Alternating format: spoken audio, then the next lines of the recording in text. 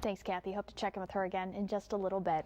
Well, it sure does not feel like it out there, but spring is just around the corner, and for middle and high school students, that really means a final push toward the end of the school year, a very stressful time. Dr. Wes Crenshaw joins us to talk about how to motivate teens without stressing them out. Thanks for joining us. Nice to be here. Thrilled to have you. You say it's really a fine line between pushing your children too much and not giving them enough of a shove?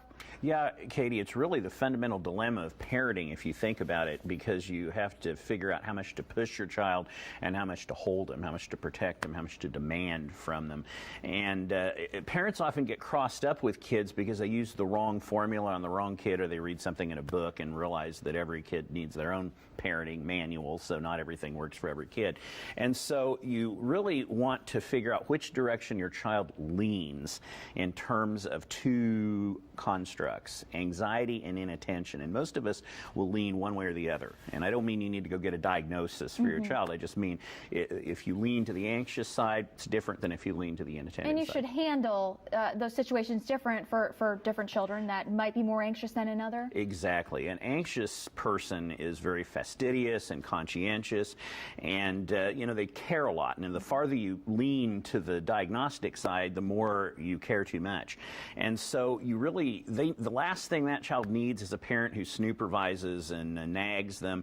Instead, you want the parent to really stay encouraged and be encouraging and let natural and logical consequences do the heavy lifting for you. Otherwise, what we know about anxiety is that there's like a sweet spot on the curve. So too much anxiety and you don't do well, and too little anxiety and you don't do well. And so parents want to try to hit the top of that curve and really help their child maximize their productivity. And you're saying being anxious really isn't a terrible thing, especially for a child. It means they're aware of what they need to get done, but you can kind of help them be a little less nervous. Exactly right. And the more that you can support the more anxious leaning child, the better off things are going to be. Because when they go over the top of that curve, that's when you start getting freaked out kids, and nobody does well when they're freaked out. On the other side of the spectrum is inattentive children. You should handle them much differently. Exactly right. They tend to be the carefree, free spirits, creative people. Simply put, they don't care enough, and it gets to the diagnostic point when they don't care enough to function, and I have a book coming out about that later in the year. But you want to set a tighter structure and expectation for them. You have to follow up consistently with them, but again, don't become anxious and obsessive about that, lest you overwhelm them and they push back on you. But you can't expect them to be self-regulating and self-motivated.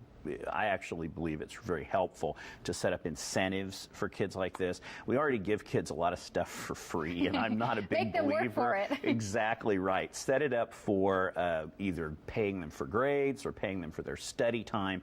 That will help the inattentive child be much more interested in what's going on, whereas with the anxious child, that's not meaningful to them. They're already self-motivated internally. Thank you so much for being here. Some good advice. I know this time of the year, finals, right? That's really stressful. Yeah, I hoped if we talked about something spring-like, it would seem warmer outside. So. Oh, we are fingers crossed for that day. Thank you so much for being here. Take care. Dr. Crenshaw has an office in Lawrence. You can also find him online and on Twitter. We have more information on our website.